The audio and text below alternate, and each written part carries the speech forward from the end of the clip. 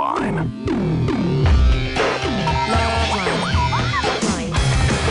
Loveline is meant for an adult audience. Loveline may contain sexually oriented content.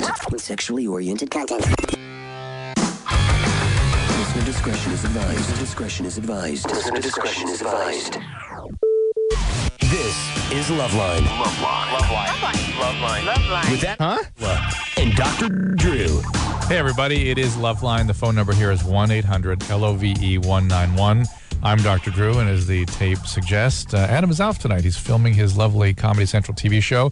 And lest I forget, he's asked me to remind you guys that he needs audiences at 1-866-HEY-ADAM or www.oneiota, the number 1, IOATA.com, where you can sign up, be an audience in his lovely comedy show. And he'll be gone all week. And visit him. Come see me. That's right. Yeah. Adam's here right now. Come see me, be in the audience, and laugh. In his seat is the great Ralph Garman, morning show host, raconteur, actor.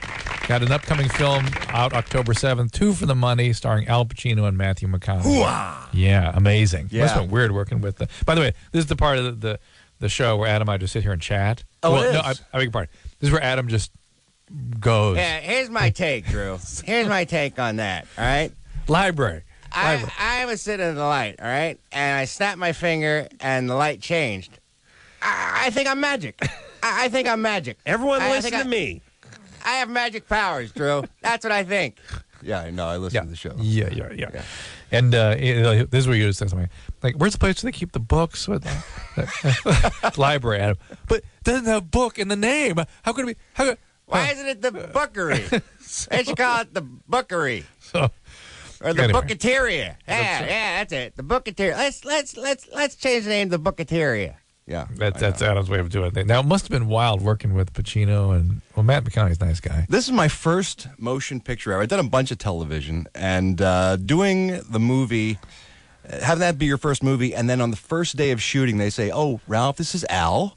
You guys will be working together, and let's just do it. Let's just try one." And I was just hoping against hope they wouldn't do my big scene with Al the first day, and naturally, of course, that's what it was. What happens in that scene? It's, well, in the movie, Pacino plays a guy who runs a handicapping service for guys who like to bet on football, professional football. Yeah. And McConaughey is sort of a savant when it comes to picking winners. Former college player, never got a chance to go pro because he got injured. Of course. So Pacino picks him Somebody up. framed him. No, he had an injury. He Yeah. blew out his knee and never got a chance to go pro. And he was doing small-time sort of booking and that kind of stuff, bet-making. So Pacino plucks him out of obscurity, moves him to New York to make him his golden boy. And I play the head salesman of Pacino's business. Oh, wow. So as Pacino is showing him around his new job, he says, "Oh, you got to meet my head salesman, Reggie." That's the character I play. And we sit down and we have a couple pages of dialogue where we talk about his character.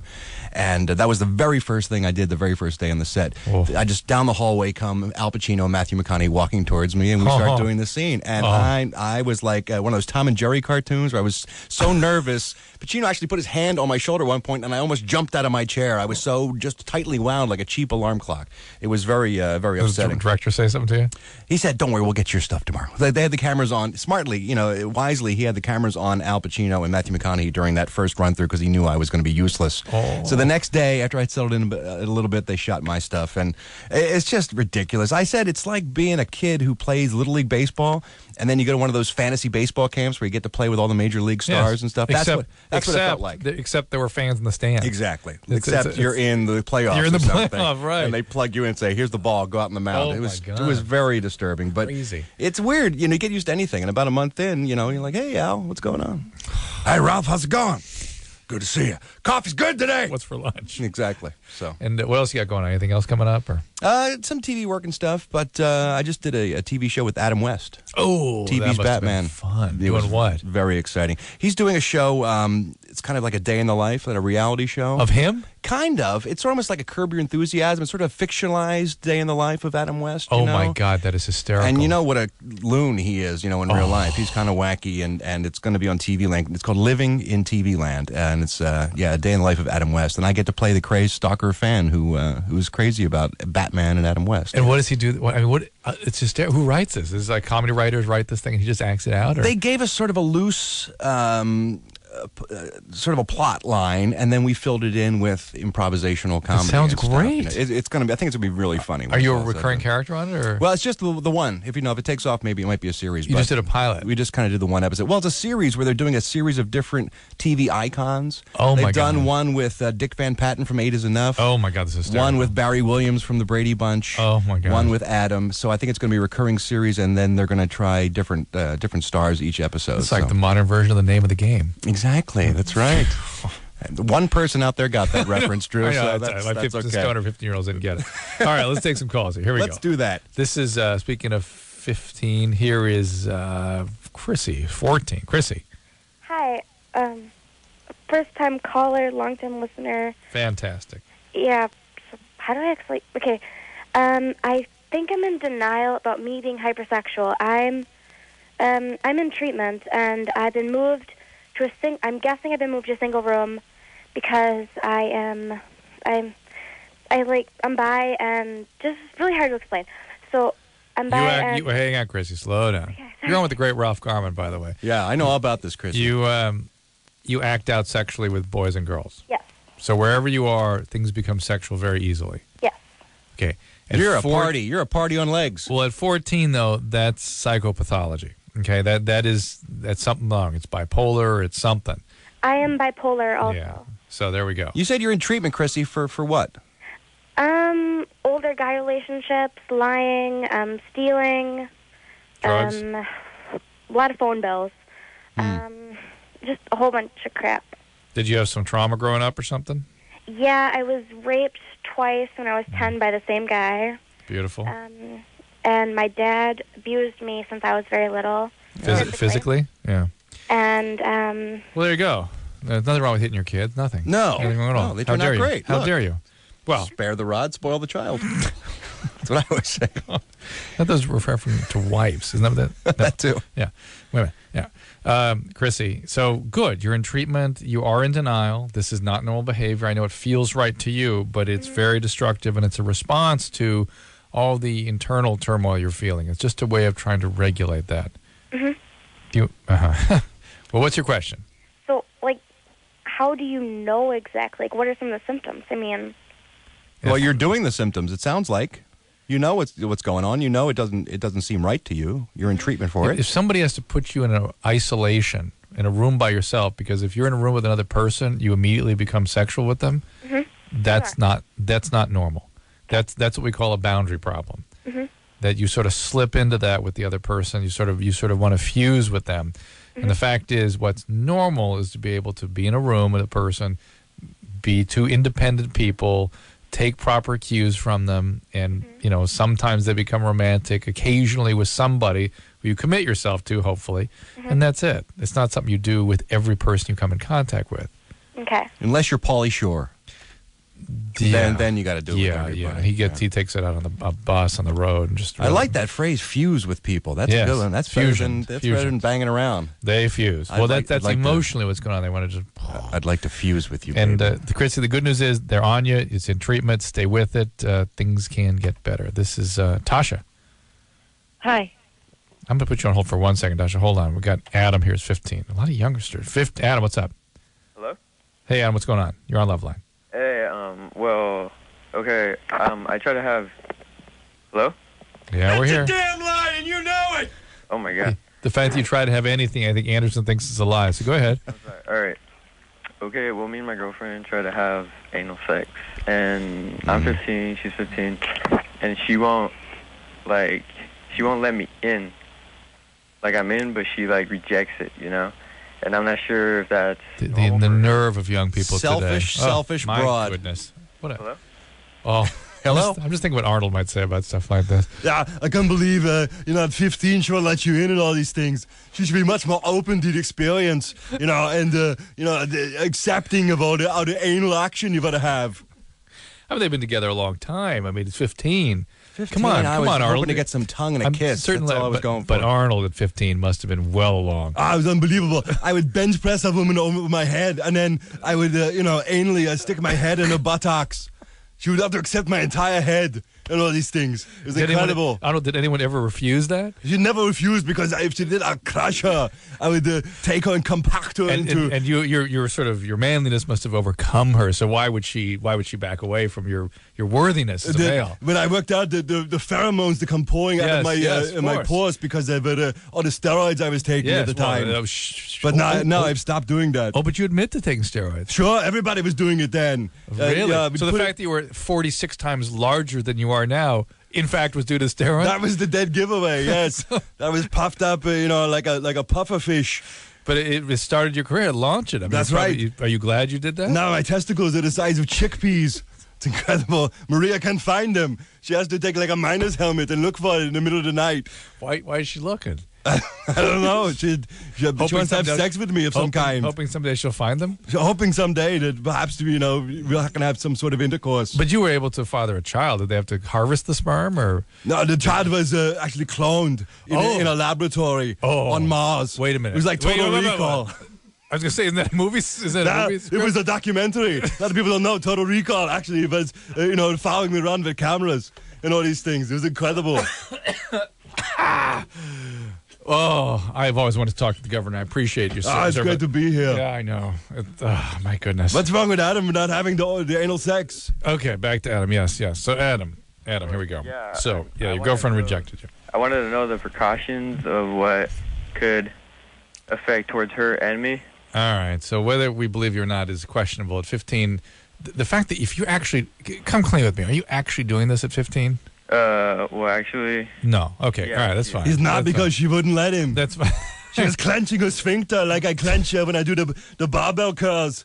When I do the concentration curls, the peaks of my biceps. You're still working out. I am. 14 hours a day I work out, and the rest of the time I make fun of teachers and nurses. Selfish bastards that they are with their monies. Well, you're keeping your promise, your campaign promise, right? That's right. Lower the deficit and lower everyone's life in California, except for my own, with Maria and my dogs, Schmegma and Schatzi. You all right, Drew? You got rid of sputum. Sputum passed away. We had to put sputum down. Sometimes you got to put sputum down. You can't help yourself because sputum doesn't always stay up. Okay. Adam, the anal sex thing, Arnold's preferences notwithstanding, bad idea. If you're doing that at 15, you're back in the school with Chrissy that you should be sort of, in my estimation, look into it. That's premature to be engaging in this kind of stuff. You know, I know a lot of young people do this as a way of maintaining virginity. Believe it or not, Arnold, that's an amazing thing people do. Yeah. That's why you never say, oh, look, I'm a virgin, but I walk funny. That's how you can tell I'm that kind of virgin. But it is a great way. It's great. And I had a question the other day. Somebody asked me, can you hurt women that way? Maybe you don't hurt them right. If you do it right, you can. Well, at the moment, but you already get stuff in that part of your body as you age. I mean, rectal prolapse and fissures and laughing time is over. It's no laughing time when this happens to you. And to be engaging in these kinds of actions at a young age is going to ask for serious pathology later down the line. Also, it's the anal. You can get anal warts. Obviously, about half of people who are sexually active have the wart. You get anal warts. That's a risk for anal cancer. And you get sphincter calluses, too. Sphincter calluses. You can build up calluses like from heavy lifting with the barbells. It's the most effective way to transmit a sexually transmitted disease. What I say? Well, I said I got feelings for you. Can I prolapse your anus? David Greer, Arnold, a big fan of yours. By the way. I'm a big fan of his too. In Living Color, I'd never miss it. Really? You still watch it on DVD? I love the Negro comedy. It's incredible. I'd love that all the time. I would watch that. It's incredible. What's your favorite skit? Oh, but it was the one where the man who was on fire, who had no fireman. Skin. Yeah, there's a white fireman. guy. Oh, he looked Negro because he was burnt up. Yeah, I think. Oh, that's nice. I think Jim Carrey is that guy. That's right, Jim Carrey, who's incredible, funny, talented man with much better career than mine. What? Yeah, his career has lasted much longer. He didn't have to get into politics yet. Oh, he will. Perhaps he will. He will. You're going to lead him in? You're going to show him the way in? Yeah, I'll make him assistant governor if there is such a position. Lieutenant governor, that's what I meant. James, I think it has to be elected. I believe so, it does too. Not when I take over, though. I see, yes. Oh, sorry. Oh, and I just, curiosity, Governor, any plans for, I hear rumor that you might try to make a move towards the presidency. There's that rumors, yes, but I think more importantly, I'd like to be the king of America. The king? Yeah, I'm going to change it all and be like the king, and you all will be my subjects. You kneel to me, and I will dominate you. with my incredibly strong pectoralis muscles. Okay, Your Honor. I mean, Your Highness. That's right. That's better. Okay. This is now Tasha is 22. Hi. Hi, Tasha. What's going on? You're on with the great Ralph Garman. Ever since I was like 11, 12 years old, I've been cutting myself. Beautiful. Yeah. And I mean, I've been to therapy for it and stuff like that. I've been on medication. I've been on Zoloft for 2 years when I was in high school, and I still did it then, and I still do it now. And I've really tried not to do it. You know, but it always seems just to be my release for stress and stuff like that. And that means you can't. Again, I talked earlier about being able to regulate. When your brain exceeds its capacity to regulate unmanageable feeling states, it reaches for whatever it has. And people try drugs, they try extreme sports, they try cutting, they try dramatic relationships. All those things are means to try to manage horrible feeling states. And so, Tasha, what you need is therapy. I mean, long-term therapy, right? Yeah. And you've never done that. No, you got to be with the same therapist for years. And you need some medication, too, to sort of contain the mood instability associated with this kind of thing. Were you abused as a kid? My dad wasn't around, and he was very verbally abusive to me and my mom and my brother and that kind of thing. And he's and are you doing drugs or alcohol yourself? I drink almost every night, probably 4 to 5 drinks a night. I mean, have you thought about it? So I mean, I will tell you something that does work also with the compulsive cutting and whatnot is a 12-step program. So you might look into that if you're willing to throw yourself into these things. But you're not doing anything. I mean, you're going to have to really go in and get care and stay with it for an extended period of time. It's about, you're really talking about wanting to rebuild structures in your brain that didn't get built when you needed them when you were a kid. And it takes, I mean, it takes from 0 to 22 to build these things, and you didn't do it. You've sort of stayed back in a very primitive state where you're using these means to regulate. You got to rebuild something more autonomous and more resilient and more appropriate. And that takes a long time. It doesn't happen overnight. The medication can help you in the meantime, but you got to work on this very hard for a long time. I think she needs a hobby too, a new hobby other than cutting. Maybe what would that be? Like knitting, flying model airplanes, or knitting, or boxing. Hit other people, hurt other people. That's good. Boxing is good. Yeah, release some tension. Yeah, I agree with that. Stop turning it inward. Or some again. But again, these are good. These are a more productive way to deal with those feelings. But you're still looking for things outside of yourself to regulate things you should be able to regulate autonomously. Well, one thing at a time, Drew. I'm here. She has to stop bleeding first before she can fix herself. I'm with you. For God's sakes. Jamie, 25. Hey, Dr. Drew, and how you guys doing? Ralph. Hey, Jamie. And whoever you are. Arnold. Whoever. You recognize Arnold, would Just you? call me not Adam. Sorry, I kind of had one of those deer-in-the-moment headlights. I wasn't expecting. It's all right, brother. We're with you. We're here. Deer-in-the-moment headlights. That was good. I like that, too. All right, Jamie, what's going on? Yeah, except for your dyslexia. This is mostly a question for the doc. Yeah. You know, for the last 3 or 4 years, I've been having a hard time keeping a girlfriend, mostly because I'm a very violent sleeper when I do sleep. What happens? I only sleep about 3 or 4 hours a night when I do sleep. And it's been proposed to me by someone at work. I work in a hospital that I might be moderately bipolar. And that's possible. I just was kind of get the basics on what that is. He's really bipolar. He's nuts at night and okay during the day. That's the ultimate bipolar. Rapid cycling bipolar. You're like Batman. Well, it's a syndrome.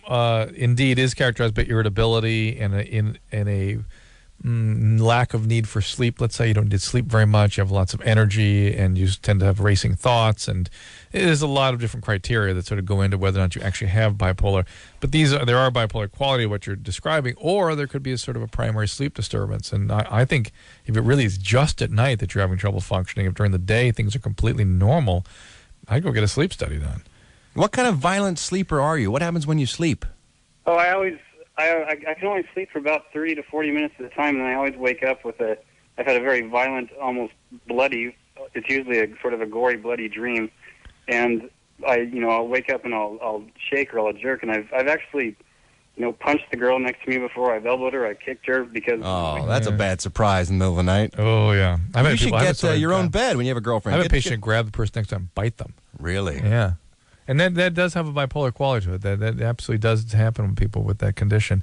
But again, their seizure disorders can do this, and other kinds of sleep disturbances. So it's sort of worth. You work in a hospital at the university? No, I work at the county hospital. All right. So, but, see a psychiatrist and maybe get a sleep study. Those would be the 2 steps you want to make, all right? All right.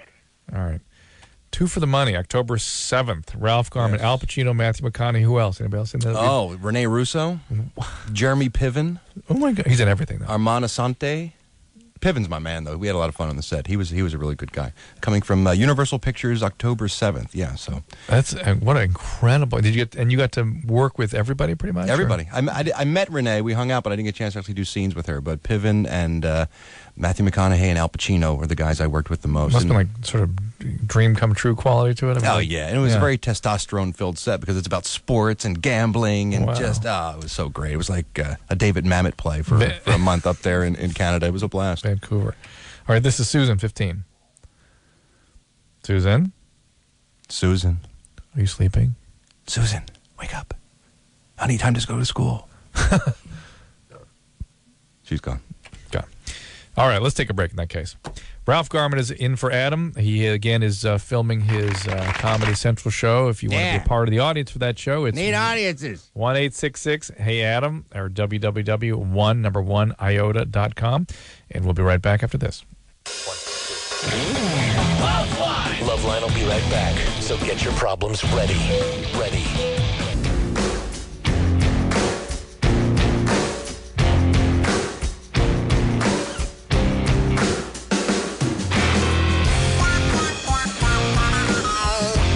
Hey, it's Loveline. The phone number here is 1-800-LOVE-191. I'm here with Ralph Garman sitting in for Adam Carolla. I'm Dr. Drew, board-certified internist, addiction medicine, yada, yada, yada. And a good-looking guy. God bless you, Ralph. Can you come back to this show? I'd love to. Any event. You know, I hate something to read. doctors. Yeah, I know. Yeah, we know Adam. Strangely, I feel sort of a lightness tonight. Sort of like a Because you can talk. That's lifted why. from my shoulders. You're It's allowed to talk. It's incredible. I don't think people know. I wonder if people actually know that I'm here.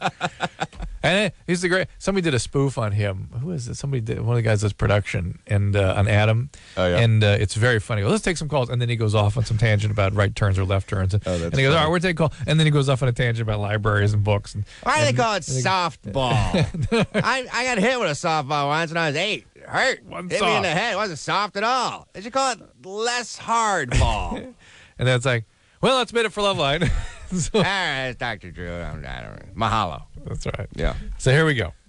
Durex. One night tonight, one lucky person is going to win a Durex party pack tonight on the show. The party pack includes CDs, a poker set, cash, and, of course, some Durex condoms. I will decide who has the best call of the evening, and that person will be the lucky winner of the Durex party pack. You have to be 18 years or older to win, and it's brought to you by Durex Condoms. Remember, Durex, there's sex, and then there's Durex. And here's Jeff, who's 19. Jeff, Yes. what's up? Okay. I had a question. Mm-hmm. Okay. My girlfriend and I, when we're making love, what happens is she gets really violent. She starts hitting me. Oh, my. Yeah. Yeah, that's I wonder- making You're love, gay. Jeff. Right Yeah. there. That's making love with the Oh, boy. hitting and the pain. Hey, Hi with the pain and the I hurting. want you to witness something here. Ann can enter, because Adam's not here. Ann can enter and bring some coffee in during the show. Oh, that's nice. I'm not allowed to come in. He's not allowed to to come in? No. And I'm not allowed, when Adam's here, I'm not allowed to do this. Hey, Drew, stop with the If pain, will you? if I do something like that. That's bugs him? Oh. Wow. I'll get the a SWAT. Asperger's. That's what it is. It's something weird. Yeah, Jeff, that's not Like normal. the Jeff with the the hurting violent lady. girlfriend. How old is she? She's 18. And what is her explanation for this? I mean, I don't know. I guess it's normal for her or something. I don't know. That's what she always is. She's always done that. Tell us exactly what happens. What does she do? Okay, we'll be making love, and when she Yeah. gets close to having an orgasm, she just starts getting violent. She'll start, grabbing me and scratching me, and it's gotten progressively worse over time. The other day, she actually hit me in the face, and when she's done, she'll just lay there and, she's finished. I don't really know. Have you asked her not to do that?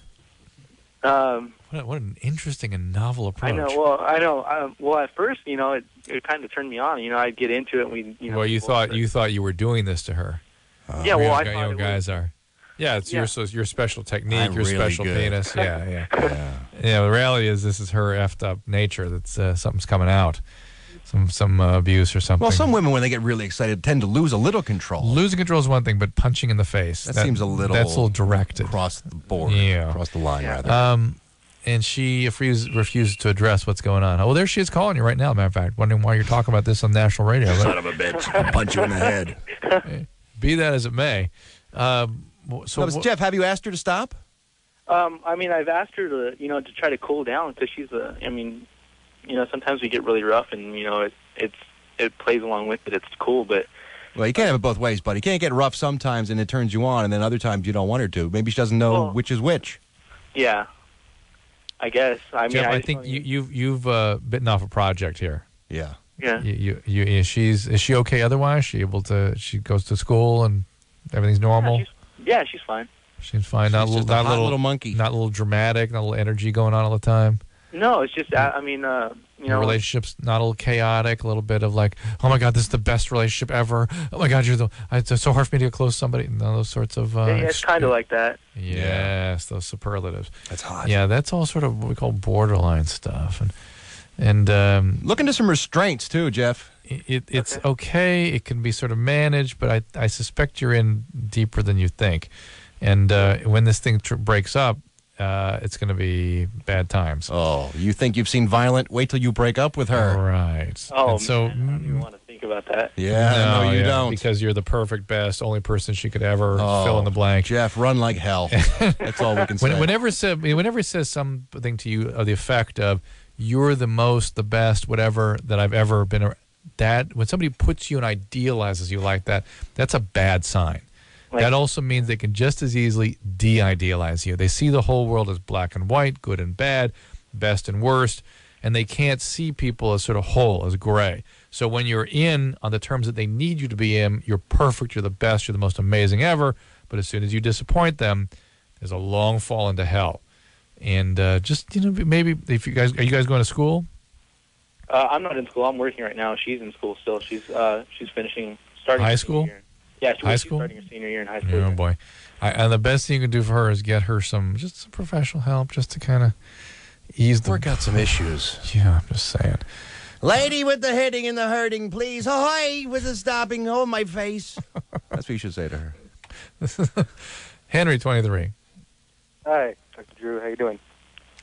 By the way, Henry, hang on 1 second. Somebody was telling me, who was telling us this, that the reason Jerry Lewis was so popular in France is that the original performer who dubbed his dialogue was the greatest comedy writer the French had ever had. And he was making up his own jokes. He was and actually doing Jerry's some mouth? of his own stuff in there. That's funny. And that's why when he died, the subsequent films were not as popular as the Jerry original. is not funny anymore. What? Jerry has gone downhill. I used to laugh so much. Now I don't laugh anymore at him. Yeah, that's What do you think that is? It's maybe... That's funny. Who was the actual... I wish the guy hadn't died so much that made me funny, because now the people like me. Hi. That's what he says now. I think now he sounds... Can you do the current Jerry? Actually, I can. Yes, Jerry now is old, and his head looks like a jack-o'-lantern. He's got giant, swollen cortisone head, and it looks like Macy's has a Thanksgiving parade in my house every day. People take wires and connect it to my head, and then they go lead me into the garden, and then... Yeah, that's modern Jerry. It's modern Jerry. That's right. All right, Henry, what's going on, buddy? First, I want to say it's great to finally get through and talk to you. I think you guys are great. You and Drew. I don't know about this other guy. I don't know. Yeah, how bummed are you the day you finally get through, Adam's on vacation, man? You must be ticked off. Well, what are you going to do? Yeah, good point, Henry. Here we go. All right. My question is, I've always had some kind of attraction toward guys. I don't think I'm full-on gay, but about 4 years ago, I let one of my friends that was gay go down on me, just out of kind of curiosity, I guess. But I'm thinking about kind of doing it again. Just for the record, the term curiosity gets... Wow, I had no idea it would feel like that. He gets a lot of play in our culture. Sure does. Bi-curious. It's sort of dismissed as, well, it's curious. What are you going to do? I It's don't curious. really know what else to call it. Well, curious, I've almost never found a circumstance in which behavior is tossed off as curious where it actually has anything to do with curiosity. For instance, they will say, well, young people, they're curious. That's why they got to try. They're going to experiment. They got to try. That's right. Yes. No, the young people that hold on, no, Henry, hang on, let me just go off a second here. The young people that experiment are novelty seekers. And that's a certain biology. When people need and seek novelty, that's the skateboarders and the surfer. That's something that's in their biology. Their fresh amygdala. thrills. That's right. That's not curiosity. That's novelty seeking. In Henry's case, this is a drive, not a curiosity. This is a desire. Wouldn't you say, Henry? You want to do it again. It is a desire. Yeah, it's not curiosity. It's a desire. You weren't curious. You wanted to. I'm not physically attracted to guys. I can't even think of sometimes being with a guy, but at times it's like. Is that problem about being with a guy aversion to being gay? Do you think that? Oh my God, I can't be that. I don't know. I really don't know. I want to know what I could attribute this to. Are you confused about your sexual identity? Did something happen to you in your childhood, like sexual abuse by a male, that would make it difficult? No experimentation with another, 6-year-old or 8-year-old or 10-year-old or something that. No. Do you like the ladies, Henry? Oh yeah, I do, and that's in my first instinctively. I like women, and I'll go for a girl, and I mean, I love women's figure. I'm totally attracted to women. Mm-hmm. No, well, maybe this is just something you're kind of working through. It's whatever. Is it possible to be bisexual, Drew? Where you're mostly into chicks, but then you find the thing with a guy on the side just a little bit exciting. People argue about whether or not Adam calls that half-mo. But and the people argue about whether there is such a thing. Most people would say there is. We rarely talk to somebody that's truly bisexual in this show. Usually we talk to people that are gay and don't want to be gay. I see. Or who have sexual abuse histories, who are confused about their sexual identity and are just doing both. But Henry sounds sort of more, genuinely bisexual. Because there's that Kinsey scale they talk about, right? Yeah, where all the Kinsey stuff was all BS. There's heterosexuality on one side and homosexuality on the other. They say most people fall somewhere in the middle. Well, right? There's no doubt that there's a fluidity, particularly in women, where you don't have to be a committed. But the penis is a commitment. Once you're into that's a commitment. And I signed some documents, and now I'm fully committed for the to most penis part. now, For the most part, there's technicalities. A notary public took a seal and stamped it on my penis form. And Henry seems to be sort of in that sort of technicality zone where maybe he's working something through. I think if Henry's safe and he doesn't do anything foolish, he's entitled to swing on the wild side a little bit. It just doesn't. Henry just rarely is. In this show, almost never do we talk to somebody with your behavior pattern that doesn't have an antecedent sexual abuse history. Or physical abuse histories, but usually sexual abuse. That's why I wanted to kind of get some clarity on if there was such a thing as bi or like more, a little bit more straight than gay, but you do have. Well, there's a whole category out there called men who have sex with men, not gay. Then that's sort of Henry's thing. I'm sorry. Yeah, men who have sex with men but aren't gay. Yes. And this has sort of been developed because of the HIV situation, that there are non-gay men who have sex with men. I've always just too confused. I've always looked a little bit of a jaundiced view at that as maybe just men who are not quite there yet with their homosexuality. Here's the thing. I think though, if you're a guy and you love chicks and like Henry says, and you want to go off and play with a guy once in a while, if that's truly your nature. Why would you be so bugged by it? Why would it make you so wiggy if it happens? It must be. It is unusual, and he probably knows it's unusual and sort of wondering about it. He doesn't sound really disturbed about it. No, he doesn't. That's true. And he, and as again, when you get in relationships, you relinquish the right to experiment or to be on both sides of the street because you're in a committed relationship, and that's if you can do that when you decide you like women better, if that's the case, and you want to commit yourself, then you're committed now. You can almost screw around. Don't bring anything home. Tony, 29. Hello? Hey, Tony, what's up? Hey, I've got a question about marijuana. Yep. I'm 29. I've been using pretty much daily for over 10 years. Good times? And wow. It is. I'm finding that it is not just psychologically addictive. It's listen, there is no such thing as psychologically addictive. When something is addictive, it means you can't stop in spite of consequences. And when you meet those criteria, we know that there are specific events in the brain that make it that way, that are way outside of consciousness. They are disorders of drive, disorders of your brain's motivational systems that make it such that you can't stop. That's what makes it addiction. And if you're at that point, there's nothing there's psychological context for it, but it's not psychological, biological event. And for certain people, marijuana is profoundly addictive, and it always follows a very characteristic pattern, Ralph. For instance, Tony, do you remember the first time you smoked pot? Yep. Did you get high the first time? I don't think so. How about usually it's around the second or third time that people actually get high. Okay, and then so because there's a priming effect of this drug. So when you did get high, what did you think of the drug? I liked it a lot right away. A lot? Or a lot? That far back. Eventually, I liked it a lot. Because most people fall in love with it immediately. This is the greatest thing ever, man. Greatest thing ever. That's usually the reaction. I have always liked it. I'm never stopping. Work. It's got to be a cold turkey solution, and that's. And so what did you? Well, here's what happens. They smoke it once. They're like, oh my God, this is the best thing I've ever done. And you wake up the next day, same thing. Next day, same thing, same thing, same thing. It's immediate, boom. And you do it then for about 10 years. And why there's this huge variation how long you do it, no one knows. But somewhere in there, its effect starts to wear off.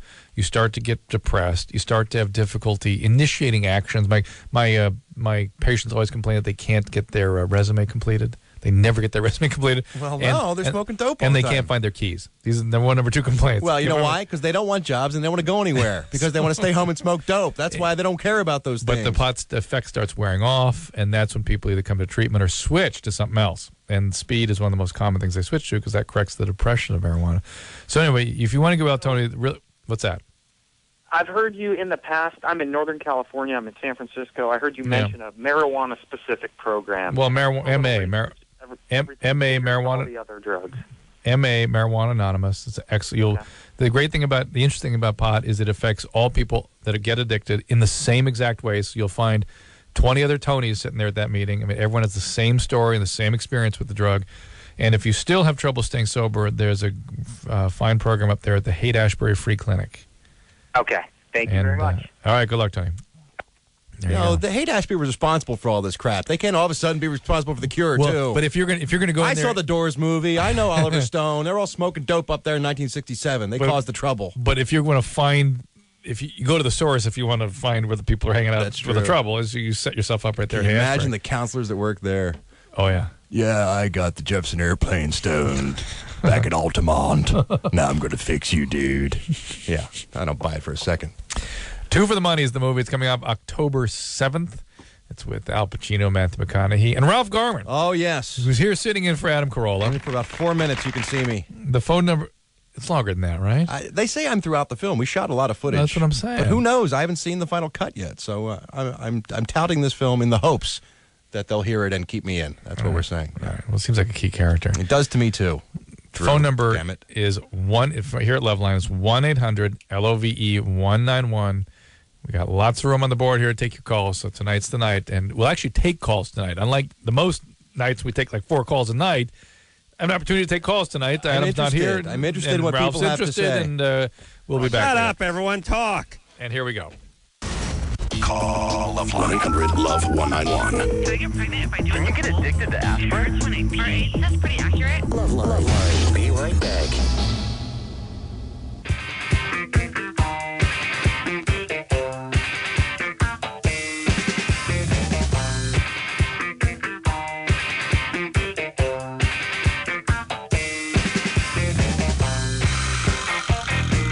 That's right. It's Loveline, 1-800-LOVE-191. And Anderson just asked me to watch my language as we went into... Watch your potty mouth, Drew. Shut my potty You were hole filthy again. during that break, Drew. Yeah. I said the S word once, I thought. Filthy. Yeah, I wanted to also tell Ralph that he was great in Joe Schmo. Oh, thank you, Anderson. I appreciate that. That's right, Joe Schmo. I forgot about it. Why'd you tell me? I forgot. Joe Schmo 1 and 2 because you can't watch it. I mean, I'm not plugging that. Well, You'll know you from Joe Schmo. You can buy the DVD. You can buy season 1 on DVD is correct, and apparently season 2 also coming out on DVD soon too. For those of you who don't know, Joe Schmo was a reality comedy show we did on Spike TV a couple years back, and it was one of the first of the hybrid comedy reality shows where we took a guy who thought he was on a real reality show and we surrounded him with improvisational actors who were just playing the other contestants, and the whole thing was a big gag on him, and we revealed it. And you were able to do it twice too. We did it twice. And Yeah. Ralph played the host. I did. I was the host of the show, and it was a lot of fun. Oh, that's so funny. All right, take some calls. This is Caitlin, 16. Hello. Hi, Caitlin. Hi, Caitlin. What's going on? Okay, my boyfriend, like, he wanted to have phone sex with me, and I didn't feel comfortable doing it because I've only known him for, like, a month. And so, like, he knew my best friend was there, and so he asked to do it with her instead, and I don't know what to do. Like, Wait. Now, hold on a second. Tell us about this relationship. Who is this guy? his name's Corey. And No, not. Where's he live? How do you know him? How'd you meet him? Go kick his What's ass. the nature of your relationship with him? Okay, well, my ex-boyfriend, like, was friends with him, and then, like, as he started calling me and stuff, and we were talking to each other, and, like, so, yeah, and then he asked me out and stuff, and, yeah. Yeah. That's supposed to mean something? Yeah, it's supposed to mean something to us? Caitlin, you don't have to go out with every guy who asks you, you know. I know that. Did you really like this guy? Yeah. Or was he just around? No, I liked him. Yeah. And so you went out with him, and what happened? Well, like, it was, like, my friend Ashley was at my house or whatever, and, like... No, Caitlin. What happened with the guy when you started dating him? Relax, Relax, Drew. I'll get through Thank this you, one thank for you. you. Okay. When you started dating this new guy, what happened between the two of you in terms of your relationship? Did you get physical? No. We Do you just, see? we were Just talking. You didn't have sex with him? No. Did you make out with him? Yeah. Or did you see him regularly? Like, we have many dates with him? Like 3 or 4. 3 or 4 dates. And did you declare boyfriend, girlfriend? Did he say, I don't want you to see anybody else? Kind of, yeah. Declare boyfriend, girlfriend. No. What does he do? Plant a flag in Well, her? actually, they I claim you in the name of Queen Elizabeth. They actually have something called the talk. Oh. Did you have the talk? The talk. Yeah, No. say, you're my girlfriend, I'm your boyfriend, this is it, just the two of us? Oh, yeah, kind of. You had that talk, kind Well, of. no, stop with the kinda. Did you have that or not? Yes. You had that conversation? Yeah. Okay. What made it kind of? Because she's My nervous. favorite word. Yeah. Kind is your favorite word. Okay, well, fair enough. So for this guy to ask your friend Ashley to have phone sex with him instead of you was really out of bounds, in your opinion.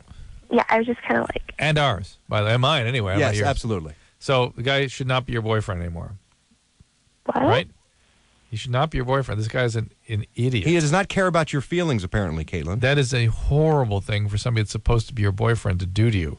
Just because he's horny doesn't mean he can just run roughshod over your feelings and just jump over you to get to Ashley on the phone. And if you don't understand that, I don't know. I'm worried that your parents aren't sort of preparing you for the world of relationships. If a guy mistreats you or does not take your feelings into account and behaves in a way that's cruel or brutal, gone. I don't care how cute he is or how much you like him. Done. This guy's going to have phone sex with your best friend. That's okay with you? Well, like, he asked me, and I was like, I didn't feel comfortable doing it because I hadn't known him for that long. No, he's going to do it with your best friend. You think that's okay? We were, like, really, like, pissed off or whatever, and... You should be. You should be. You should be He's pissed going off to enough. try to do it with your best friend. Is that okay with you? No. All right, get rid of the guy. I can't just go round and round like Come on, for God's sakes. Get rid of him. that. Jeanette, 27. Hello. Hi, Jeanette. What's going on? I've actually talked to you twice in the past about different issues. I'm bringing up one that I talked to you about before, which is I have breast cancer. Oh. And it's stage 4. And Yeah. now, by this point in time, my doctor's really pretty much given up on me. We've done everything we can do. You sound pretty good for that. Well, you know, it actually kind of makes you free once they say we've done everything we can do. There's nothing you can do, because then it gave me the opportunity to pursue, change the way that my diet is and try and eat healthier and exercise and do all the natural tasks. I say that in quotes, because I'm not really this holistic burning candles type of person, Right. But you do sort of get on the internet and try all those things that are experimental. All right. Sure. What do you got to lose? What's your question? My question is, I have not had sex now in 7 months, and I know that shouldn't be a big priority for me, but I feel pretty good. I go out maybe once a week. Hey, why? How much time do you have? My doctor has not really put anything way up in the air for me. Have you asked that question? Yeah, I have. She doesn't expect me to 3 to 5 years, maybe. I mean, she hasn't given me, like, oh, you have 6 months to live or something like that. All right, but I would think you'd want to have a relationship and want to enjoy yourself. And I think she does. That's what she's saying. But I mean, she's saying it shouldn't be a priority. I'm saying it should be a priority. That's how people find satisfaction in life. And listen, when people, I deal a fair bit with death and dying and stuff, and when people come to the end of their life and they're trying to make meaning of things, it is the significant relationships that gives life its meaning. Oh, amen. My family, that's more important than anything to me. And I have moved in with my brother and his wife and their 2 young children. And that relationship has given me so much joy and hope. And I am finally content in so many areas of my life that I used to complain endlessly in the past. All right. So how can we help you tonight? Because we unfortunately have to go to a break here. No problem. The breast that is ulcerated and the tumors become ulcerated. Yeah. What's left of my breast. Mm-hmm. Really ugly. It's awful. I mean, it doesn't smell good. It's terrible. So, in approaching people, I'm not necessarily. It's really hard to find a quote relationship because who wants to be with somebody that's get emotionally involved with someone that's going to die. But I don't mind having a short-term relationship. You just want to have sex with somebody. Little booty call. I can't imagine, even with the tumors and stuff, I can't imagine you would have trouble finding a guy if you went out and sort of was open about it. And I mean, you got nothing to lose. Got to say yes. You really got nothing to lose, Jeanette. I would just go out there, put myself out there, and there's lots of. You probably find some interesting people too, who are willing to kind of put themselves. I wonder out if there's some sort of singles group or something. Yeah, absolutely. For people with cancer or people dealing with Great cancer. idea. It seems like there seems a singles group for almost everything out All right, there. I'm going to put Jeanette on hold, and we'll be back after this. If you need help, Call Loveline. 1-800-LOVE-191.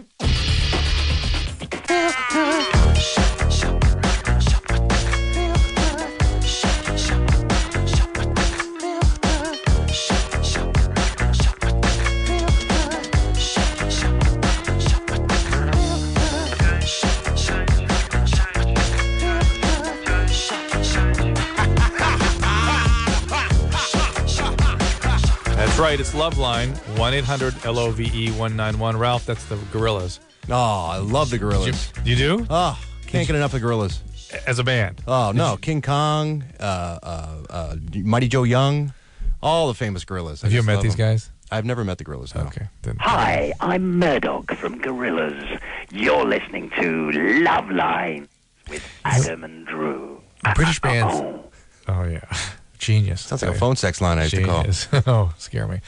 But British bands have a Now long... get ready for hot, horny studs. See? Same thing. Same voice. You're right. A long heritage of British bands coming in here and just losing their ass, not being able to sort of manage this Loveline thing. Brits are nuts, first of all. Yeah. That's why we got the hell out of there 250 years ago. Yeah, for the most part. But they come in and they'll sit down and they'll like leave. They'll think they'll say, What are you doing here? Like, well, we're talking about. Well, these are personal problems. Yeah, we told you they're good. Well, no, I can't believe you're talking there about that. I really can't because it's none of our business, is it? Right. We really shouldn't be talking about that on the radio, and should we? They get angry that we put them in the position of having to answer these questions. I don't know these things. What am I supposed to say to her, for God's sakes? It's unbelievable. My God, you're channeling. You're giving me the chills. Yeah, I am, aren't I? Well, here's a call for you. Who's this? Ryan is 21. Ryan, what's the problem, mate? Hi, guys. Well, okay, so when I get an erection, first I should start off by saying that I'm uncircumcised. Beautiful. And, yeah, not really. Well, everybody in England's uncircumcised. It's quite natural. Listen, you've got to wrap it, in warm, sheathing in order for it to grow. That's why we're all so large over there. Interesting. And it's not just England that people are uncut, right? No, it's everywhere. Especially Africa. Look at the size of them. What's up, Ryan? Well, okay, so when I get an erection, it feels like my foreskin is very, very, very tight around. Yeah. Yep, that can happen. And what unfortunately happens next is it starts kind of tearing, and then it scars and tightens more. And that's probably one of the leading reasons people get circumcisions at an adult age, Because they don't care for the tearing of their penis? Yeah, the recurrent imagine tearing. that. And then finally, the head I'm won't not come down out. with the tearing of my penis. Yes, the head will not come out of the foreskin without it actually being sort of pushed through, and then it tears and it feels restricted. Oh, dear God. It's good times. It's good times. And so you might want to see a urologist about getting the procedure done. It's not a bad thing. It's simple, right? It's simple, and people It's argue like getting your about eyes it. done with LASIK. They just Well, go in that's there with a why- laser, that's- they just burn it off, you're good to go. Why do people make such a big deal about this? Whether it is or it isn't, if it's not working right, you need to fix. You fix it. Exactly. It's like any other. Like your appendix doesn't. The appendix goes. That's it. It's just this should not be such a huge deal for people. The reality is that men are without the prepuce are less likely to get the warts and transmit the warts. There are no cases of penile cancer so far documented without that. Meaning there was after circumcision. So that's some reasons to go ahead and do it. By the way, we lost Jeanette. Jeanette, if she wishes to call back in, we were going to talk to her some more with the fungating cancer. And but how to get laid when you have fungating cancer. It's good times. Yeah. Good times. Here is Cheryl, 21. Hi. Hey. Hi, Cheryl. Basically, my problem is that my whole love life has been a slew of finding someone that I think that I'm interested in and then starting to date them, and then it culminates in us making out and me not being interested anymore, and that's been the whole thing. So why are you so fearful of intimacy? I don't really feel that I am necessarily, but Well, I know you don't feel you are, but you are. As soon as you get close to somebody physically, whoop, pow, gone. well, maybe it's because it happens so quickly after we meet. That shouldn't really matter if you really like the person. After you eat? Meat. Meat. I was gonna say, Yeah, she gets the bends, Drew. She How- shouldn't make out for more than a half hour after lunch. what? Or else she gets cramps. So you don't like having physical contact within how long of getting to know a person? Say that again. How long would you like to get to know a person before you have physical contact? Well, the only person that I've ever romantically liked, I knew for a year, and then we didn't get together because he ended up moving, so So you never made out with him? no. And you still like him? I don't anymore, but I mean, if there was a possibility of us having a relationship, then I probably would. Yeah. Cheryl, but don't you think it's possible if you made out with him, that might be the deal breaker there too, and you'd lose interest with him too? Yeah, probably. sure, as Adam would say, we can hear it in your voice. You have trouble connecting with people, let's face it. You're 21, you've only liked one person, and that person you sort of had a quasi-friendship with for a year, never really romantically engaged. There's something going on here, and I don't know what it is, but I would definitely look into it. This is not, I mean, think about it. It's not a timing thing. It's not a timing thing, Cheryl. You have trouble being close to people, right? Yes. Yeah. That's a disorder. That's a problem. That's something that, you know. Need some therapy with that. Yeah, you can get treatment with that. Because I've met chicks and made out with them same night, and I've liked them for weeks after that. Well over 4 or 5 weeks before I get bored with them. Back in the day when I was still single. Yes, of course. Yes, I was just wondering. Just to straighten that out. Yes. Ralph recently married. Recently. Marriage is spectacular. I recommend it highly. Before that, he was wild. Wild. Forget about it. Ellen, 19. Hi. I have I had a long relationship, and it just ended not badly or anything. It just did. So I've kind of been hesitant to be in a new relationship. So I've had this friend of mine who we just kind of have a sort of friends with benefits thing kind of going on, and it's fine, but until he slept with a friend of mine who has herpes. Uh-huh. Mm-hmm. And yeah, and which I don't care that they slept together, but that she has herpes. They used a condom. You don't So- care? No, I mean emotionally, I guess it doesn't You don't care at all? No, I mean he's my friend, but he's not He's just your F buddy. You don't care at all? No, not really. All right.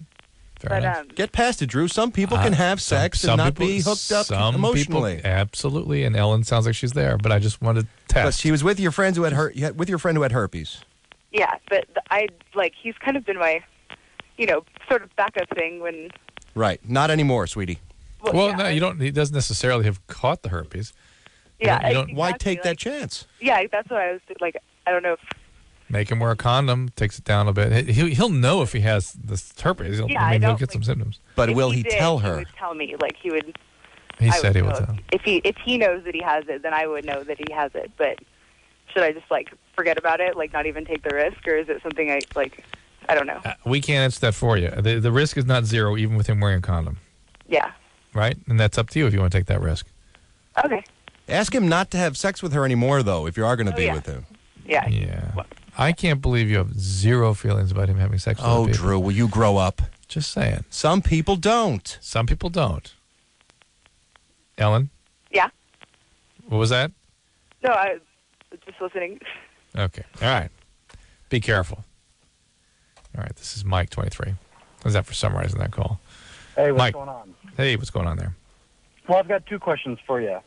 I'll get to the one first that I told the phone screener about. About 4 out of the past, 10 relationships I have had have been with older women, aging from around 28, and this was a couple years ago because I'm in a long-term relationship now, but 28 to as old as about 45. You go, Mike. What's the question? What would make me be more attracted to an older woman? I'm not sure they're more attracted. I think that's just who happened to respond to you. Oh, how dare you. I'm just suggesting, Mike. Okay. All right. You just went for what was available, and that was what was available. That's all right. When I was Mike's age, when I was in my 20s, I dug older women, too. Sure. Oh, okay. Well, can I ask my second question? Yes, please. Okay. Well, you're always ripping on Dr. Phil, and I wanted to... I don't rip on Adam rips on Dr. Phil. I don't. I've heard you criticize his theories. What did I say?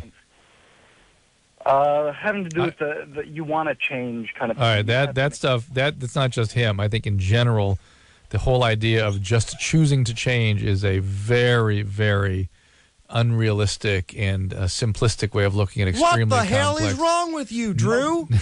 You have to want to change.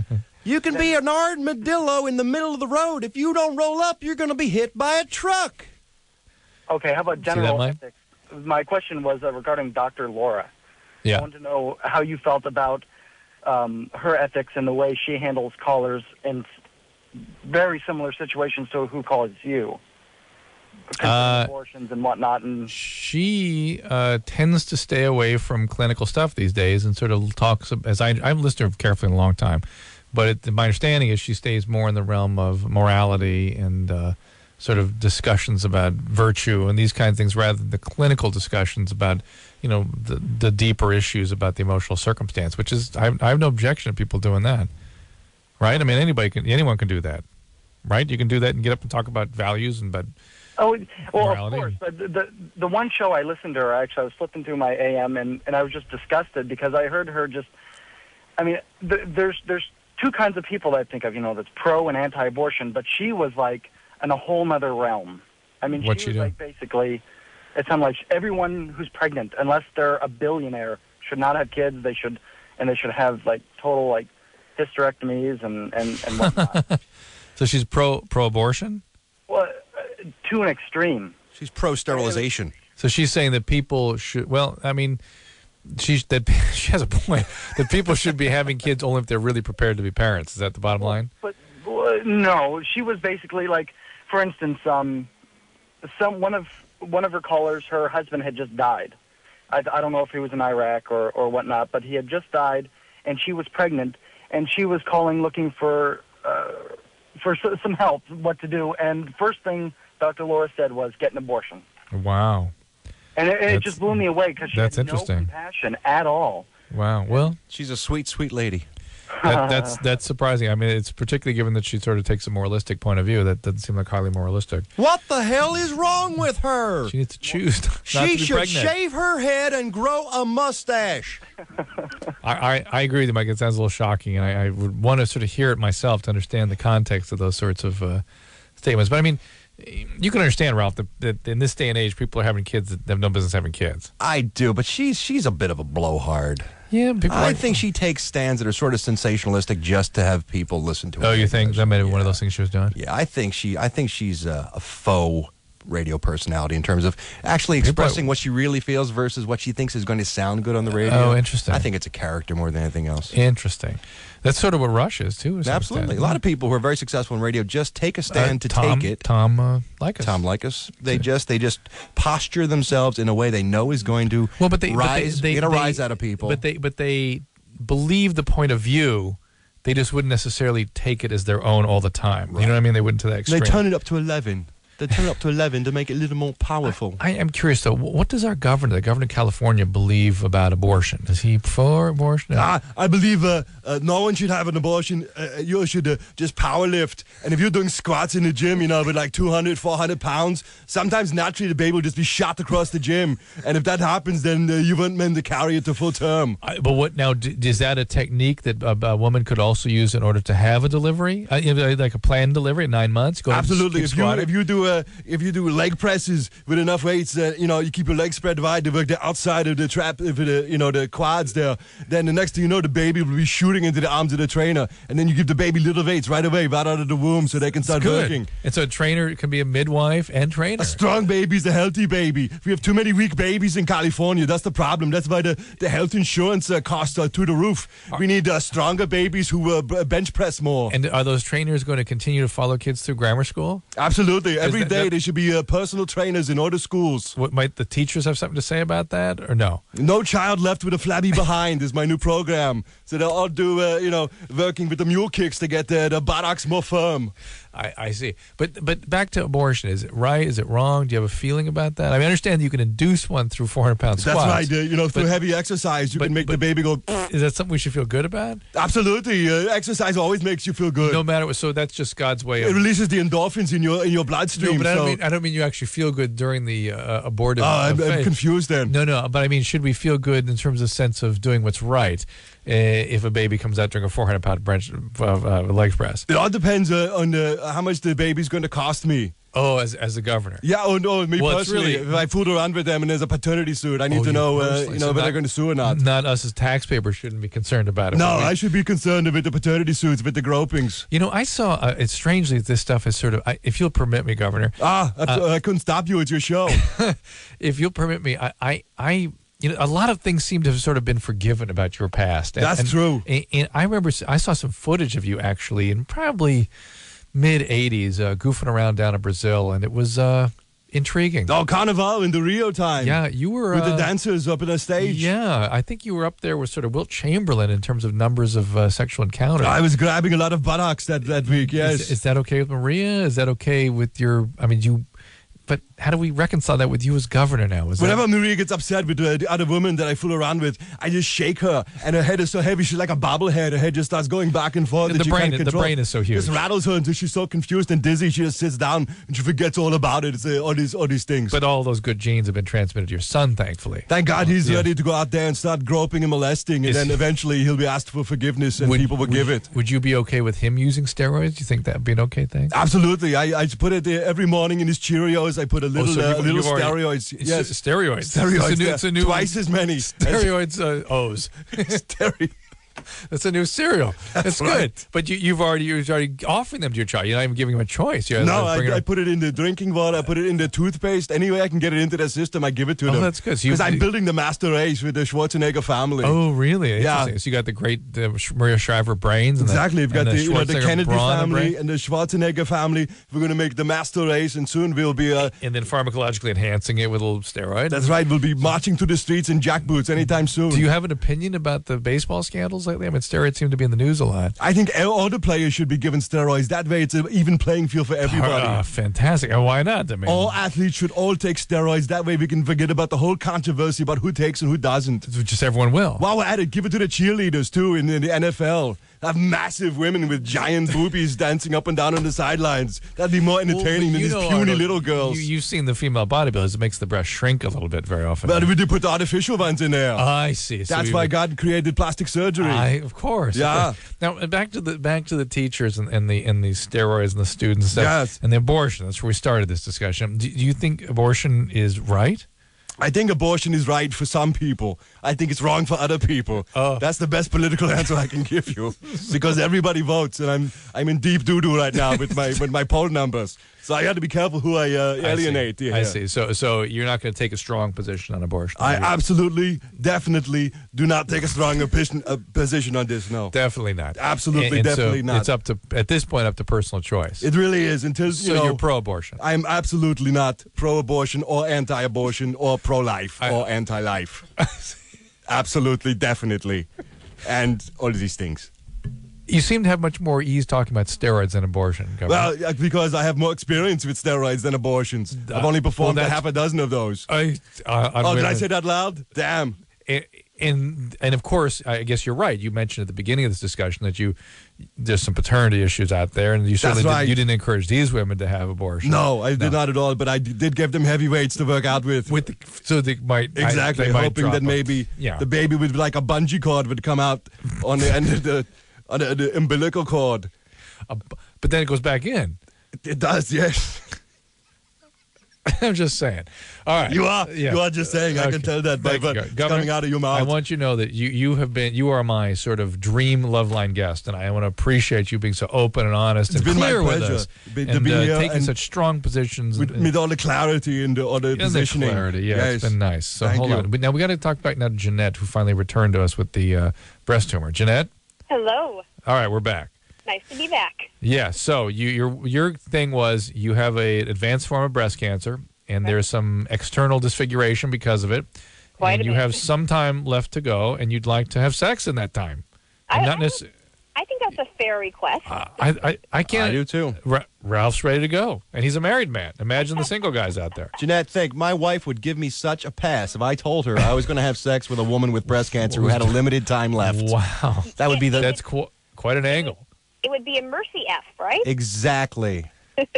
Have you gone out and sort of tried this? Yes. The problem is that it may not sound like a problem to you, but I am considered rather attractive, and I've got the one breast that is still in great shape. It's very perky, size D.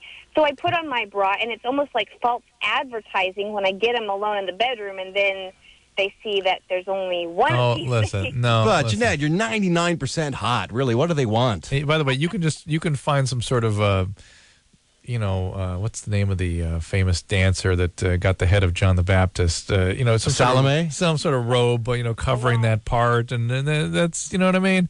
They'll be fine. Plus, guys are accommodating when it comes to situations like this. My God. Yeah. I mean, and I'd rather have a chick who's 99% hot than one who's like 50% hot. And I think of all these a-hole guys out there that just I mean, seriously, there's so many mercenary guys. Like, you need me for you? Oh, fine, be right there. And no strings attached. And you won't be around if. Oh, fantastic. Yeah, it's like, you're like a dream date, Jeanette, for a lot of my friends. And Ralph, an interesting idea too about looking on the internet for people, for cancer survivors and things. That there may be some other sort of network out there for you. But I still can't believe. I still cannot believe you can't just go out there and just have your needs met. I think you could if you wanted to, Jeanette. You sound a little apprehensive about it, though. I just feel bad about kind of tricking somebody into. You're giving them vagina. Jeanette, Don't worry about it. Stop thinking like a girl. Stop it. Stop it. Okay, stop it. You got it. Just trick them into a one-night stand. And Don't trick them. Don't trick them. You're saying, "Hi, I'm 99% hot. 99% hot. Would you like to have sex with me?" Yes, I would. Thank you. You don't even have to get into why. Right. And I'm not taking my shirt off. Okay, if that's your fetish, sweetie. I'm with you. Right. Just lift your skirt. Keep the lights off and don't touch over here, and that's fine. The guys will be like, whatever. And it'll be okay. Oh, right on. You guys are fantastic. You get to dictate your own terms. You're the woman. Ladies are in control. I don't think they don't realize that. It's amazing. It's bizarre. They've got the magic place. They don't realize how lame men are, and they don't realize that they call the shots. They got the goods. Oh, absolutely. I mean, there's a guy named Lionel Tiger, who's a biological anthropologist that's out in Rutgers, and he wrote some famous books. One called "The Decline of Males," and he said that throughout human history, women have tamed men. That's it. True.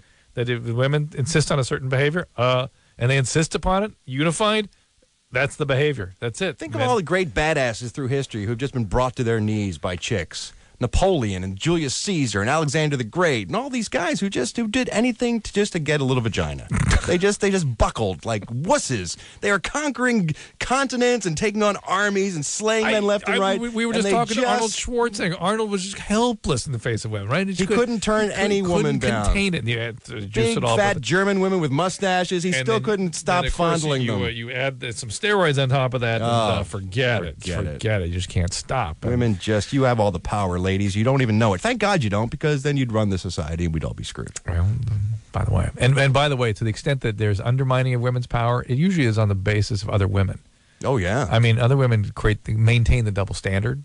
Sure. I mean, men kind of create it, but let it go. Women perpetuate it. Right. You know, don't date her. She's a oh my God. She's a slut. Oh, that's I'm going to call her a slut. That'll make her feel bad. Yeah, guys say, oh, that girl's a slut. But you know what? I'll date her. That's fine. the girl they want. Yeah, fine, Jeanette. She's going to sleep with me? Yeah. Yes. They're in. More power to her. Yes, exactly. So please, ladies, don't talk about the man creating the double standards. That's you right. all create the double standards. Let's do something about it if you don't like it. That's right. Stop it. You know, it's in one last bit.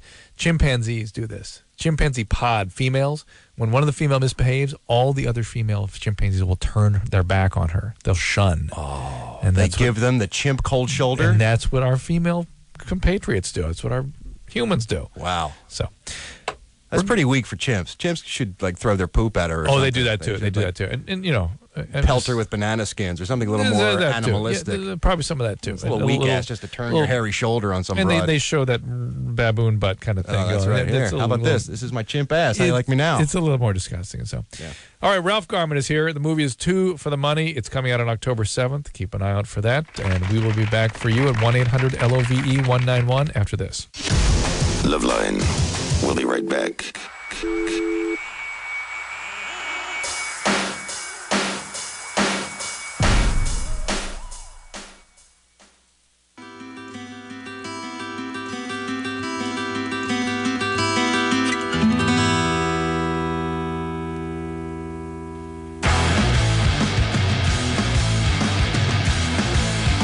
That's right. It's Loveline 1-800. Let me try that again. Ciao. Loveline 1-800. Okay, here we go. All right, again. 3, 2, 1, go. It's like professional radio. Loveline. Wow. 1-800-LOVE-191. Radio Pro. Radio done it for years. What a years. I know, it's pathetic. They told me this was a professional radio show when I came 20 years. in here. Ralph, 21 years I've been doing this. Oh, true. It's very pathetic. Yeah, well, nobody ever trained me. What are you going to do? All right, so we're here with Ralph Garman, 2 for the Money, Al Pacino, Matthew McConaughey, Ralph Garman, Rene Russo, Jeremy Piven, the Piv, and as here we like to call him. now is Craig, 20. Hi, how's it going? We're doing good. What's up, Craig? I'm actually I'm gay. I've been gay for probably 3 years now. You're gay. Good times. Thanks. I was actually abused as a child from my dad. He used to beat me, actually. Nice. And I'm having, like, I'd like to be a little bit more submissive, but... Like to reenact the abuse. It's surprising you like dudes so much when your dad beat you up. You'd think it would go the other way. That connects to a few other things. I'm into, like, a lot of BDSM and stuff like that. So, again, it's reenacting the trauma. The extraordinary thing about the human, I say this all the time, excuse me, is that the sources of terror in childhood become the source of attraction in adulthood. It's amazing. But that's how the human's wired. That's what happened to Batman. Look at him. He was scared by bats. Now he runs around in a costume fighting crime. There you go. See? Reenacting the crime. Just like Craig. Runs around in tights.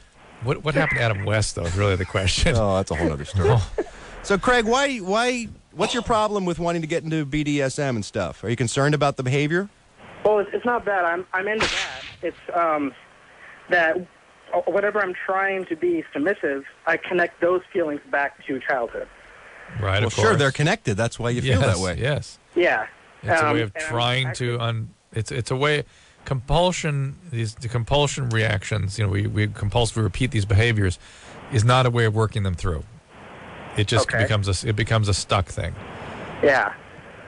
I mean, if you're okay with it and it doesn't hurt anything and you want to keep doing that, well, it does hurt. That's the good part. Very that's comfortable what he's with looking it. for. That's one thing. But you know, to just say, oh well, you know, I'm just into this, and that's just the way it goes, and I'm expressing my true feelings and working that. That's all BS. It's a way of compulsively reenacting. No, it's not that. I actually get pleasure from that. Of course you do. That's the point. It's just that, like, I actually want to try and be a little bit more submissive, but my mind won't let me do that. Well, because describe, it goes back. Yeah. What are you talking about exactly? Like in, like, I guess, sexual situations, to be more submissive towards, like... what does that mean?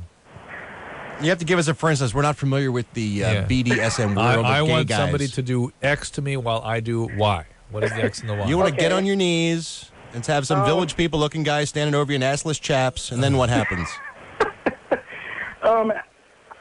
Probably just more along the lines of more vanilla, just actually having... Craig, you're talking in parables. We don't get it. Okay, like we're on the receiving end of the gay relationship. Right. You'd like to be a receiver. You're a catcher. You'd like to be a catcher. Yeah. And you're afraid to do that.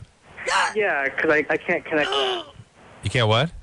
Like I can't connect that, like actually to get pleasure from that, but I want to. Craig.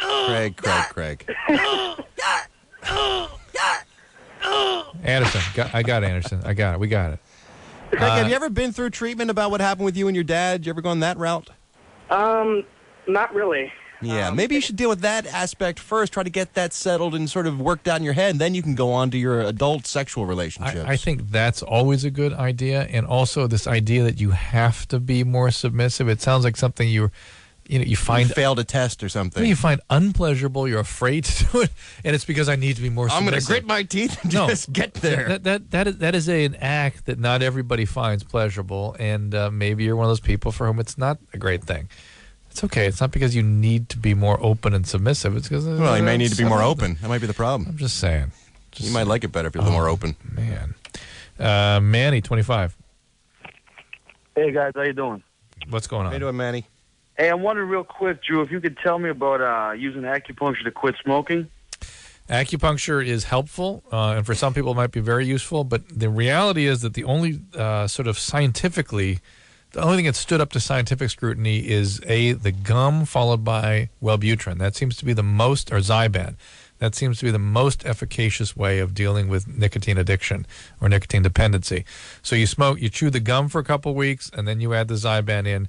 That has the highest probability of you stopping the cigarettes. And given how really significant the effects of tobacco are on your health, I do it. Oh, stop looking at me when you say that.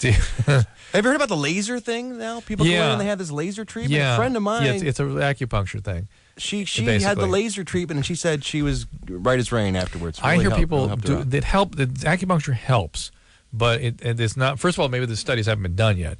And B, people I hear about say it doesn't sustain. Oh, really? It goes for a while, and they're good. So it's helpful, but it wears off. Steven, 21. Yeah, my question is, I just turned 21, and about for the past 4 months, after having sex, I can't get my erection to go down. And it's lasted... Ralph has that problem too, Steven. In fact, never. I hear you, brother. I have to wear size 42 pants because I just need room for my erection. Your junk. Yeah. They call me the tent master around home, and it's embarrassing. One of my problems is because I have sex in the morning a lot, and I'll still have an erection when I have to go to work. And it's pretty embarrassingly, it's hard to hide. What if you have sex a second time? That's also that we've tried that before. Like, 'cause at first we just thought maybe I was still horny or something, and we'd have sex, and it would just stay like that. It wouldn't. Just because it's intriguing. What do you do for a living? Actually, I work for a bank. Bank, okay. A nude bank. The bank of naked. And Steven, are you on medication? No, I'm not on any medication or anything like that. And no medical problems? Steven, have you tried any self-service remedies to the situation? Like when you get to work, and you're near the vault, you just sneak in real quick and close the door and... Close the deal? Spackle some 20s back there? Well, actually, I work downtown. I work in an office with 20 other people, so that'd be... So when he's driving downtown, is what he's saying. Restroom. On his way down. Stalls. No, he's saying in the car. He works downtown. There you go. Get the trucker's friend, or whatever they call that device. Downtown. I don't know what it is. I don't know. I mean, how long? I'm all excited about this topic. For what portion of the day is this a problem for you? Is this a constant thing? We're all day long? Just in the morning. Just in the morning. In the morning and at night, because I can't get to sleep. Sure, you can't sleep in your stomach. That's for sure. Why? Because you have to go to We have sex in the afternoon. It doesn't. It bothers me that it won't go down, but I'm not in a position where I have to worry about it. Right. But why at night is it a problem? At night it's a problem because I can't get to sleep because, one, I have erection going on, and two, I have constant visual images of sex and... So you need to have sex. You need to have sex for a couple times. How often do you have sex? Probably around 4 or 5 times a day. No way. Yeah. No wonder you never lose erection. You never stop having sex.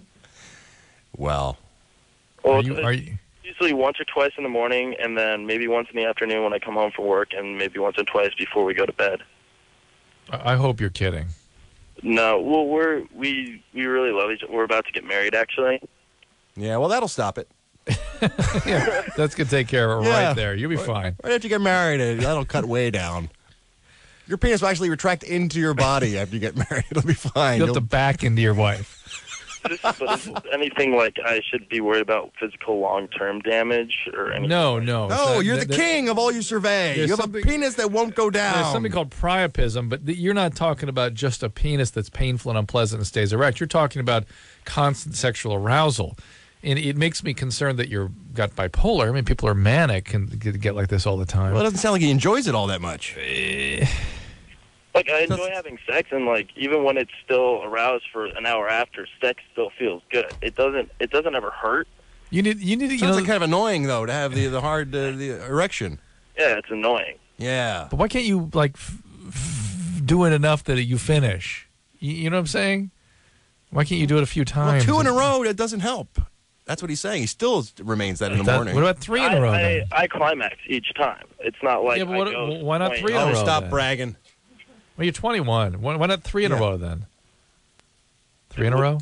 Would that help? Do you think that would help? Just keep doing it until it goes down. Exactly, because you're having continued arousal. I mean, it makes me worry that I think of all kinds of biologically, you have testosterone-producing tumor, or you're, God knows what. Just a horny bastard. Or like, is your father Arnold Schwarzenegger, Steve? And he's putting the steroids. What was it? Stereoids.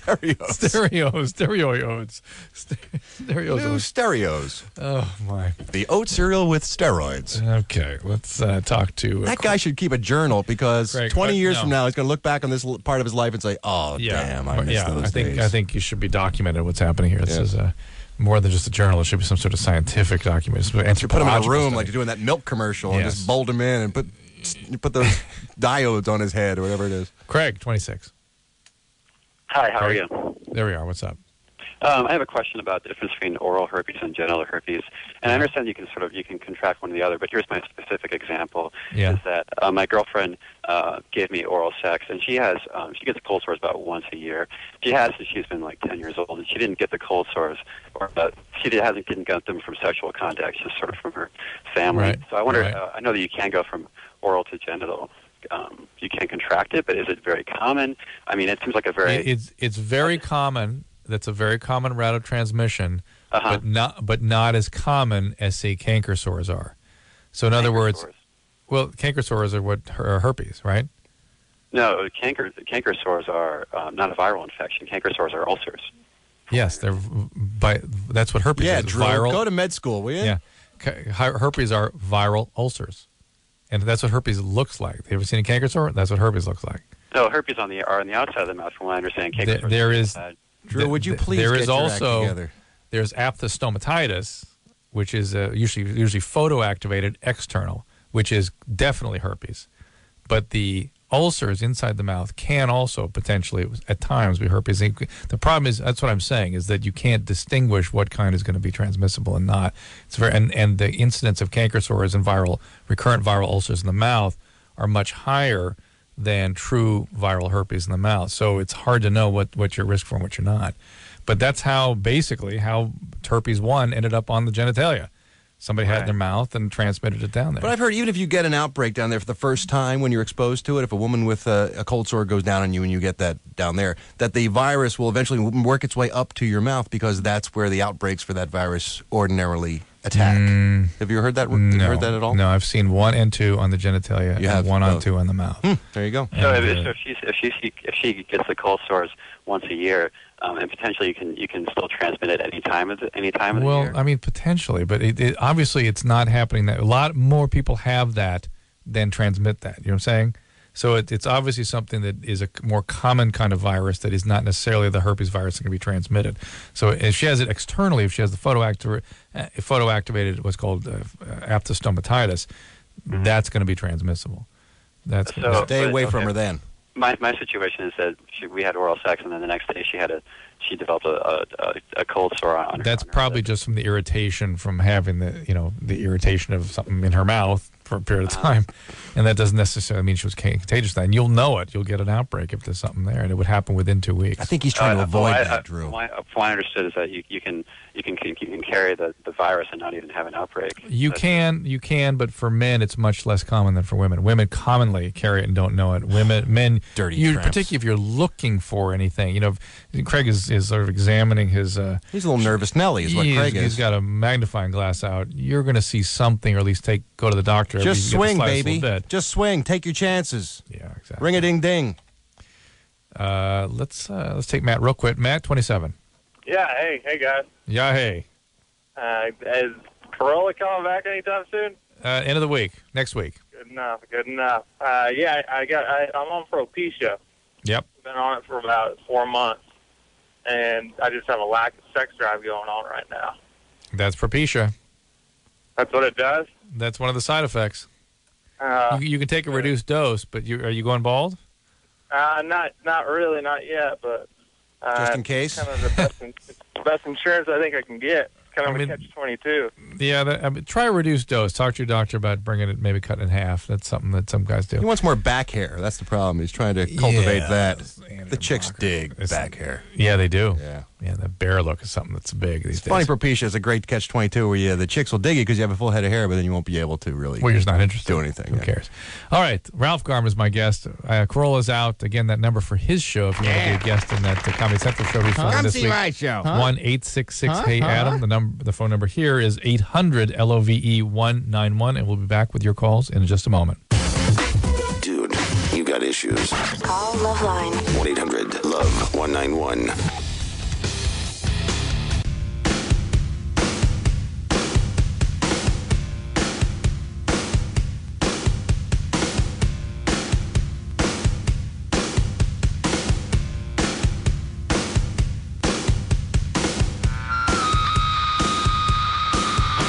Loveline, guest host Ralph Garman.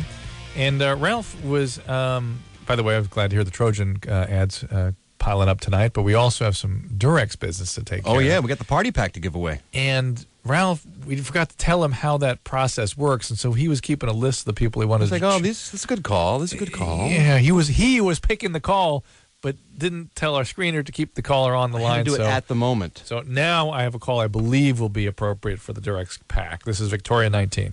Hey, I'll be the judge of that, Drew. I'm in charge of the Durex pack here. I'm the Trojan guy. For God's sake. For the record. All right, Victoria, 19. Hi. Victoria, what's up? Well, I've just, ever since I lost my virginity when I was 16, I've had this huge sex drive. And was that a traumatic experience for you when you were 16? No, it was really nice. Good times. Good times. Good. So you're just into this. Yeah, I love it, but the problem is I'm in a long-term relationship. Yeah. And the problem is he's in the Army. Oh. And so he's away from me. And I just find it really easy to just sleep with anybody that happens to come along, you know? Sure. Yeah, guys are easy. Boy, do I know that. Yeah. Oh, Ralph, I'm just saying. Before we get any further, Victoria, we're going to give you the Durex party pack, okay? It comes with a bunch of Durex condoms. Sweet, thanks. So you can use those while your boyfriend's defending our country. All right? You're busy whoring around. The thing is we said that we'd have an open relationship, but I don't know, I just feel like, is there something wrong with me that I have this huge sex drive and I just can't control, I just feel like I have no control and I just kind of lose myself. And I just... Well, the not having control is problematic, but how often are you doing this? Well, I've been trying to stop myself because I don't really think it's that healthy because I'm not always that safe. Oof. Oh, dear Lord. Now you have a party pack. You need the Durex party pack. All right. But, I don't know, before I stopped myself, probably, once a week. Ooh, different guys each time? Yeah, most of the time. For how long did you do that? Well, I did it, I lost my virginity when I was 16, and then for about 2.5 years, I just kind of slept with anybody. See, how many weeks in a year? 52? So you're talking about 150 guys? About 150 guys. That's a good, is that what you're talking about? Yeah, so I'm just wondering, because one of my doctors actually mentioned that I might be bipolar, and yeah, I was going to say that this is something along those lines. I suspect that's what it is. And did your doctor tell you this after he slept with you? I didn't sleep with my doctor. I try not to sleep with authority figures. Well, good. You draw the line somewhere. Do you have other diagnoses other than bipolar? OCD and schizoaffective attributes. Ooh, schizoaffective, not borderline. Yeah. Huh. That's funny for schizoaffective. But you don't connect well with people. You just sort of do it on a sexual level, and that's it, huh? Yeah, and then the problem is You don't sound schizoaffective. I'm not completely satisfied, even if I have sex like 5 times in a row. Oh, okay. Well, that sounds like trauma. That's a sexual abuse thing. Is that in your past? Yeah. Okay. Well, that's where that comes from. By the way, you go ahead and you go volunteer that information volunteer early at on? the beginning. If you're bipolar with sexual abuse, that's what creates a Victoria. No Don't just problem. come on saying, "Oh, I'm a fun party girl." Yeah. No, this is Danny's in Iraq, and I'm treating the troops. And again, this is that compulsion to reenact the trauma. And I understand it's highly attractive to you and it's highly gratifying to you, but it ends up getting you stuck in a very destructive cycle. And you're seeing a therapist now? Not at the moment, but I have an appointment to meet a new one. Excellent. And then the psychiatrist too, going to work on the bipolar thing? Yeah. Fantastic. And you will find it easier to contain yourself. At least you have something that a lot of people with your history and your sort of biological makeup, meaning your bipolarity, you have something that a lot of people with those conditions don't have, and that is insight. You knew there was something wrong about this. She seems pretty self-aware. You're kind of aware of these things, and that means you may be able to kind of do something about it and do the work and do what's requested of you. The hardest thing in working in mental health is, again, what makes me irritated about the Phils of the world is that they just sort of say, well, you just got to choose. Just choose. Right. Getting people to be willing to change is unbelievably complicated and unbelievably difficult. That must be the real job. That is the real job. Getting them to that point. Getting them to choose to do it. Of course, anyone can choose. Yeah, I want to. Of course, I'm going to feel better. Just put down the heroin. Right. Just stop doing the smack. Give me the syringe. It is so much more complicated than that. Again, that's back to these issues of drives. These drive systems that no one ever talks about. Right. Well, anyway. I'm done pontificating tonight. We're going to take a break. Ralph Garman's here with me on guesting on the show, and we'll be back after this. If you need help, call Loveline 1-800-LOVE-191.